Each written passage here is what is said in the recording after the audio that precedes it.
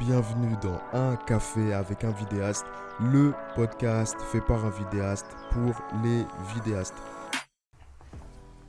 Bienvenue les gars, c'est Dorian Matima de Un café avec un vidéaste. Donc c'est officiel, je lance ma chaîne YouTube. Pour ceux qui ne me connaissent pas, déjà je me présente, je m'appelle Dorian, je suis vidéaste et réalisateur professionnel. J'ai commencé la vidéo depuis 5 ans, 5-6 ans à peu près. J'ai d'abord commencé en faisant des clips de rap, des clips de musique, puis j'ai fait des vidéos de mode. Et après, j'ai voulu me spécialiser dans la publicité et le corporate. J'ai beaucoup galéré au début. D'ailleurs, j'en parle dans mon podcast qui s'appelle Un café avec un vidéaste. Sur ce podcast, je reviens sur quoi? Sur mon parcours, mais je reviens aussi, j'ai aussi des échanges avec des super vidéastes et réalisateurs comme François de la chaîne YouTube Explique-moi encore, Karim Ansel qui a réalisé des pubs pour Nike, Puma, etc. D'autres personnes et d'autres personnalités, franchement des super vidéastes, des super échanges. Donc tu peux retrouver ce podcast-là sur Spotify, iTunes et en fait sur toutes les plateformes de streaming. Mon mot d'ordre, c'est d'être le plus concret possible. J'ai pas envie de dire des trucs sortis de je ne sais d'où, juste être le plus concret possible. Quelles sont les 5 étapes, selon moi, les 5 étapes pour devenir vidéaste professionnel? La première étape que je pourrais te dire, c'est une étape qui est toute simple, mais je vois beaucoup faire cette erreur, c'est communique sur ton travail.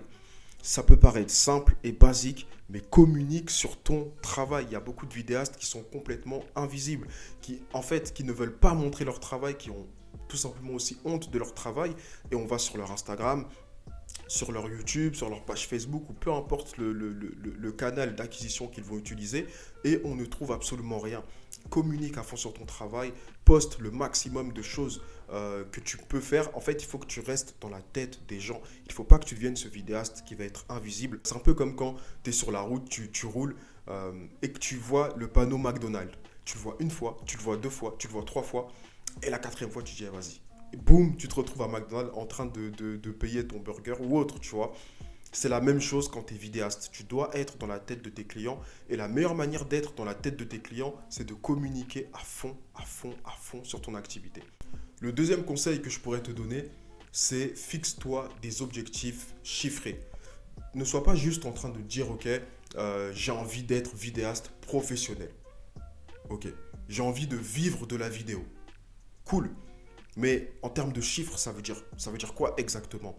Tu vois, tu es un entrepreneur. En tant qu'entrepreneur, en termes de chiffres, qu'est-ce que ça symbolise pour toi devenir un vidéaste professionnel? 5 000, 10 000, 15 000, 20 000, c'est quoi exactement? Et un objectif chiffré, ça va te permettre de pouvoir vraiment te développer par la suite. Par exemple, tu as réussi à faire un client à 500 euros. Ok, cool. Il faut maintenant que tu passes un client à 1000 euros. Il faut maintenant que tu arrives à faire 3 vidéos à 700 euros ou 3 vidéos à 2000 euros. Ou en tout cas, il faut que tu arrives à faire un chiffre. C'est comme un sportif, un entrepreneur et un sportif. Il y a des choses qui sont pareilles.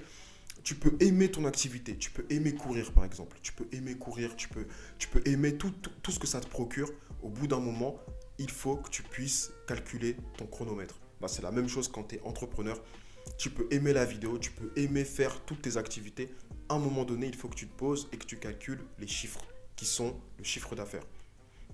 Donc le conseil que je te dirais pour devenir un vidéaste professionnel, c'est de mettre ton nez là où ça fait mal et ton nez doit être dans les chiffres lorsque tu débutes. La troisième étape pour moi, c'est s'entourer.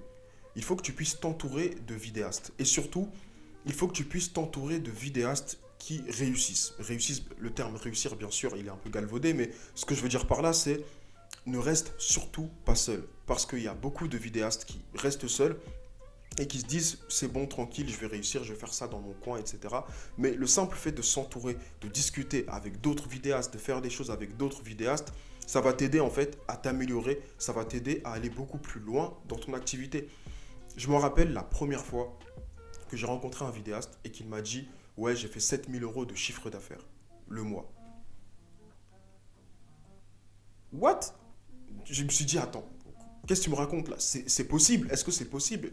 Mais j'aurais jamais cru que c'était possible si j'avais pas discuté avec un autre vidéaste. Et en fait, c'est parfaitement possible. Mais pour ça, il faut que tu puisses échanger avec d'autres vidéastes. Et même au niveau du matériel, t'entourer d'autres vidéastes, ça va te permettre évoluer dans ce niveau-là, de pouvoir vous emprunter du matos peut-être, de pouvoir... c'est C'est tellement positif de t'entourer d'autres personnes de ton activité et de ne pas rester seul. Tu vas aller beaucoup plus vite et ça va te permettre d'aller beaucoup plus loin. Le quatrième conseil que je pourrais te donner, et ça je suis sûr que tu l'as jamais entendu quelque part, c'est un conseil un peu technique. Donc suis-moi bien. Ce conseil, c'est évite au maximum tout intermédiaire entre le client et toi. Je vais répéter. Évite au maximum tout intermédiaire entre le client et toi. C'est-à-dire que je vois beaucoup de vidéastes qui n'ont pas de clients. Ces vidéastes-là travaillent, ces vidéastes-là développent leur activité, mais quand tu regardes bien, ils n'ont pas de clients. En fait, ils travaillent pour des boîtes de production. Ils font ce qu'on appelle donc de la sous-traitance. Et quel est le problème avec la sous-traitance? Le problème, c'est que tu ne développes pas tes clients. Tu n'es pas un entrepreneur, tu es un sous-traitant. Donc, bien entendu, il n'y a rien de mal si tu as un ou deux projets comme ça, ce n'est pas un souci.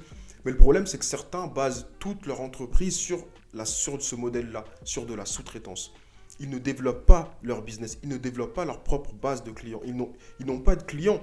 C'est en fait les clients de la boîte de production pour qui ils travaillent.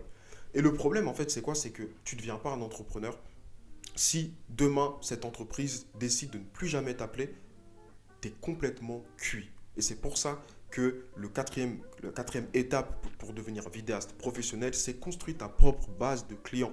N'est pas d'intermédiaire entre le client et toi.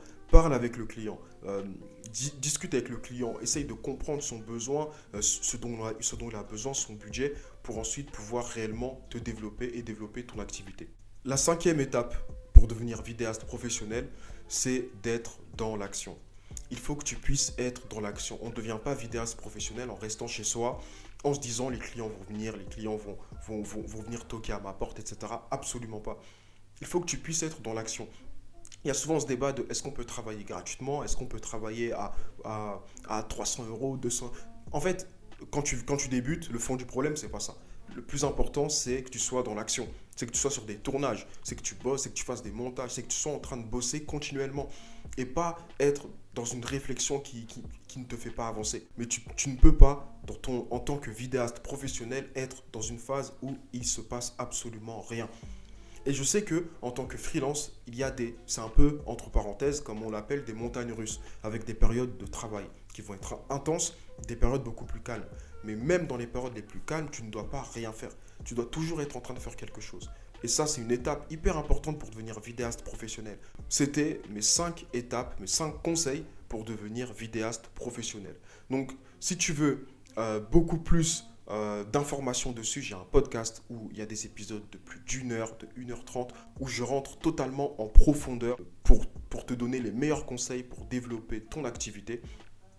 Et donc, le lien est dans la description. Et si tu souhaites rejoindre le club privé, tu peux t'inscrire aussi. Le lien est dans la description. Et on se dit à la prochaine pour une nouvelle vidéo de Un café avec un vidéaste.